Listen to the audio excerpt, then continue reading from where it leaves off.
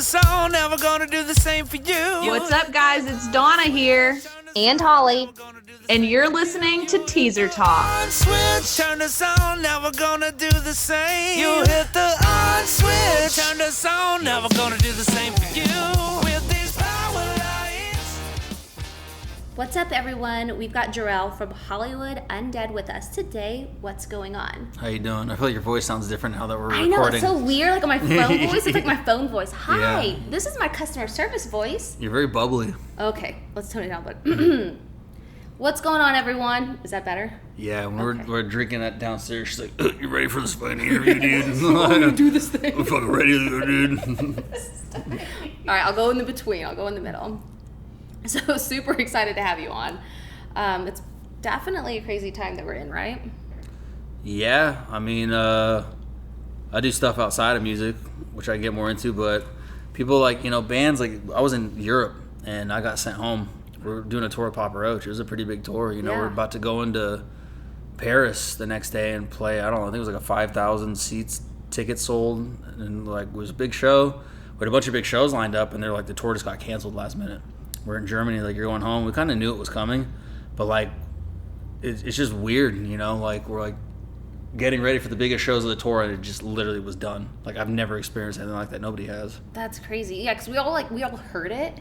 I think it's kind of this weird phase. Like, you hear it, you share the memes, it's funny shit, and it's like, oh, wait a minute, like, shit's shutting down. Like, people are. Yeah. It's just crazy. I mean, there were like 2 weeks, okay, a month, and then 2 months, So it really trickled down. And when I woke up on our bus in Europe, we're at the airport in Germany, and my phone had like 50 something unread text messages, like just from an hour of sleeping, and they're like, Trump did a travel ban, like, can you get home? And I was like, oh my god, like, I shit a brick. I thought we were stuck in Europe, and we did get home, obviously, because Americans go home, but like a lot of people got stuck in Paris and Europe. Wow. And that's like where I was really devastated. Like, it was bad. I mean, we were in Milan, Italy. We're like, was ground zero. We're in Greece. We were in like every hot spot that happened. We were like there. As we were leaving, they were shutting the borders down. Like, every city we left, they shut the borders down like right behind us. It was crazy. Which is crazy. So that was what, would you say, like March? When did you say that was? February, March, something like that. And you guys just dropped your new album, Yeah. Empire. So it's like, let's talk about that. I mean, that's crazy. Yeah, it's weird because you drop an album and you don't tour. That's what you do to promote your album. Like, Yeah. I'm supposed to be on tour right now. Yeah. Instead, I'm in Oklahoma. I'm so glad to be here. But yeah, we're supposed to be touring right now for our album. Like, we have a whole nother album recorded. We're not touring till like next year. So it is what it is. That's awesome. But what's cool though, like about you guys' new album, is I feel like it's like it's the same sound, but it's like an evolved version. So like, is that the kind of direction you guys are wanting to go with, like this new like evolved sound of you guys, or? I don't know, man. Every time I release a record, like, it changes. This one was a lot more like heavy, Yeah. rock, metal, alternative, whatever you want to call it. But I personally felt like it was missing like an essential Hollywood Undead element. Like, I listened to our record before that. Like, I'm a music producer myself, so is another guy in the band. We produced half of our last record, and I feel like there's certain things that we can, like, only us can capture, because we're in the band since day one, and I love the new album. I like it more than our previous ones. I love working with Matt Good, the producer. He's 100 times better than anything I could ever do. But I just feel like there might have been something lost in it, like the soul of the band a little bit, which is like, it's just a weird thing. Like, it's hard to explain, but I feel like we might tone it back and take it back a little bit. When you see fans' reactions, you can't help but think, like, fuck, like, so, like, why didn't you do something like this? Why didn't you do something like that? And I kind of listened. I was like, yeah, you're right. Sometimes you got to listen to them. Yeah, so that's cool. That's what I'm about to ask you, like, wondering if Volume 2 would be heavier, but it sounds like... It's pretty similar. Yeah. It's heavy, melodic, similar type stuff. I personally love it. Like I said, like, I think Matt is one of the best producers I've ever met, but we're probably going to record another one now. Literally, like, we have another record ready to go. We're probably going to literally do, like, a third one, just because we're not touring till, like, mid-next year or something like that. What do you guys, like, what's the band doing right now? Obviously, you guys aren't on tour, so... Yeah, I mean, I grow weed, so I'm just rolling around in plants all day. But, Oklahoma, fabulous. In Oklahoma. We are in Oklahoma right now. Shout out to Oklahoma. She was downstairs drinking Moscow Mule, like, you fucking ready for this, dude? Like, in her Oklahoma accent. She was like, yeehaw. It's hard. It's really hard to keep in, but something about turning on the record button, it's like all of a sudden Oklahoma goes away. It's the craziest shit ever. I mean, we've been talking about this interview and like business outside of this, and I've never seen that side of you until they used to press that record button. I was shocked. I'm disgusted, quite honestly. I'm very disappointed in you. I'm so glad that I'm disappointed.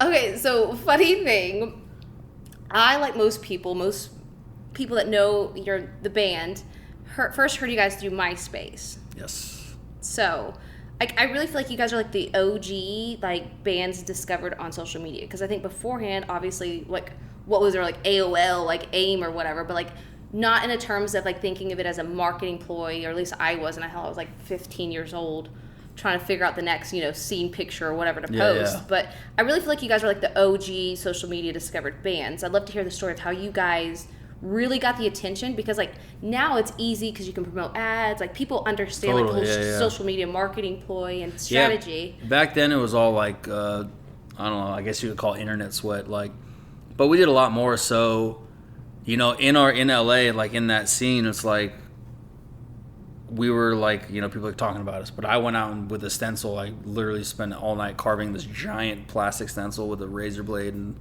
a marker, Hollywood Undead, and I spray painted all over LA for like months. So everywhere you went, you saw Hollywood Undead spray painted. I'm like, oh shit, that's that. What is that? I see that everywhere. Then like, oh, that's a band.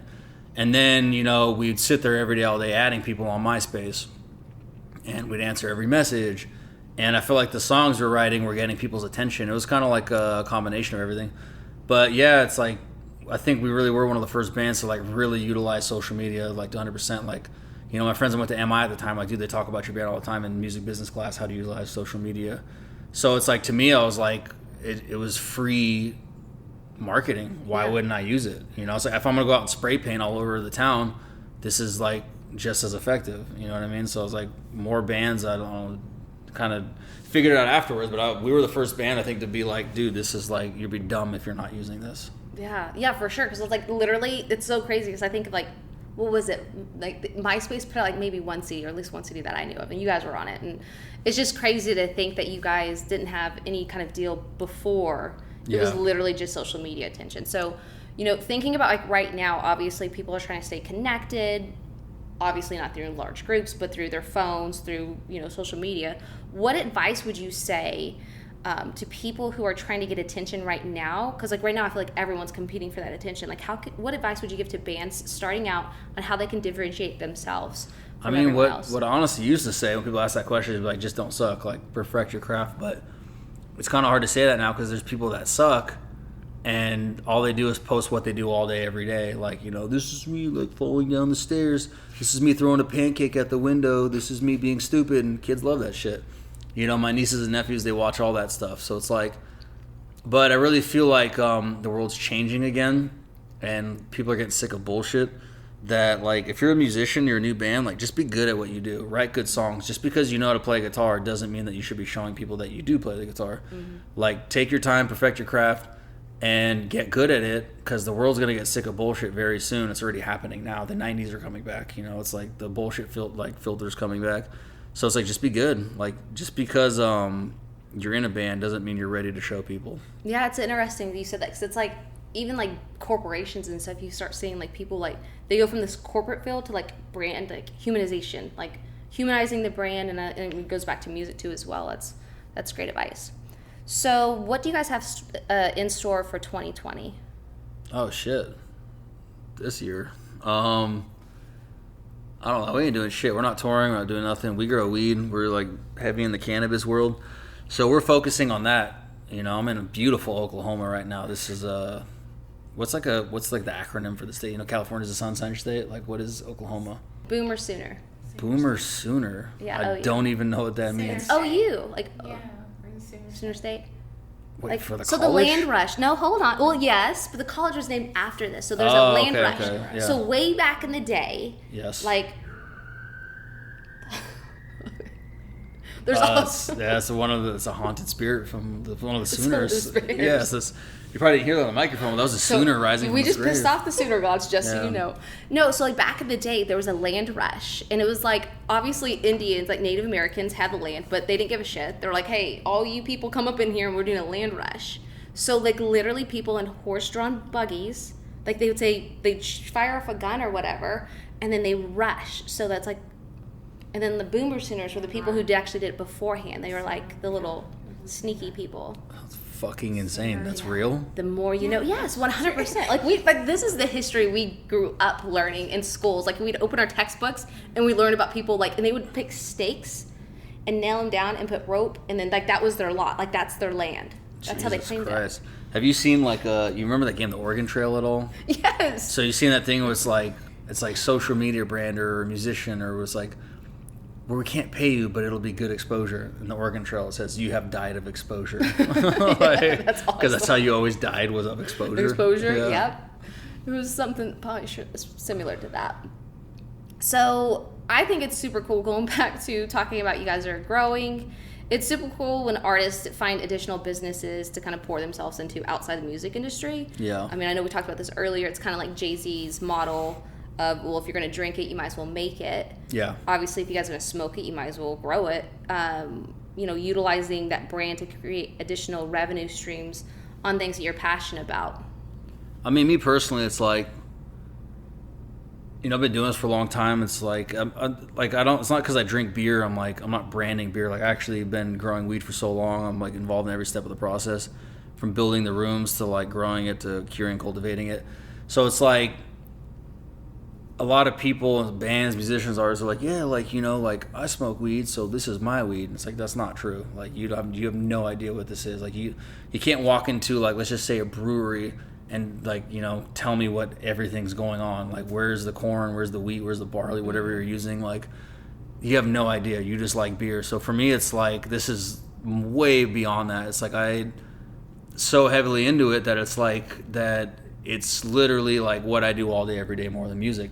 So, other bands I know and other people jump on it, and a lot of other bands right now are asking me like, hey, how do I get into cannabis? Like, I got some money to invest, or like, I want to get into weed. I'm like, dude, you just don't. Like, if I was brewing fucking vodka, you don't do it. Like, rap's different. Jay-Z could be like, I got, vodka, or 50 Cent, I got effing vodka. Mm-hmm. That's fine. Like, people at the club don't care. They're drinking vodka. They're like, 50 Cent, like, he loves this shit. I love it too. It's like, weed is not like that. The weed community doesn't back shit like that. They kind of got the bullshit filter where they just won't, like, bandwagons don't work on weed for whatever reason, and I like it for that. That's cool. I mean, like, that literally, I'm still super intrigued by that, because, like, I was thinking in my head, like, just like the whole Jake says, I don't know, obviously that side of it, but yeah. I mean, it totally makes sense.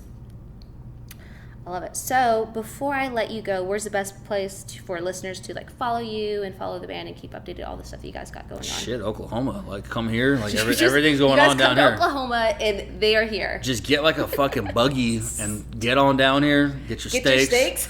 Get your fucking ropes. Get your White Claws and come to Oklahoma. But get your smallpox vaccine, I'm sure. Yes. Awesome. I appreciate you taking the time to sit down with us, and I cannot wait to see what else the band and you have. You're still doing that voice. See, this is why I'm just so used to it. It's my customer service voice. So when your phone's in your hand, that's what you do? Yeah, it's weird. So when you're reading text messages out loud, you're just like, 100%. Hi there. She was like super country at the bar. Like, God damn it, where's my mule? I come into Oklahoma, as soon as I cross state lines, bam, it's like a light switch. It flips right on. It's the craziest thing. And then when whenever I'm like recording, I'm like, the light switch goes off. It's so strange. It's the most bizarre thing, but for real. Thank you so much for your time. We hope you enjoyed this episode of Teaser Talk. We look forward to seeing you next Teaser Talk Tuesday. Be sure to subscribe so you don't miss it. Make sure to follow us on Instagram and Facebook at Teaser Talk. This way we can keep up with you guys until the next episode.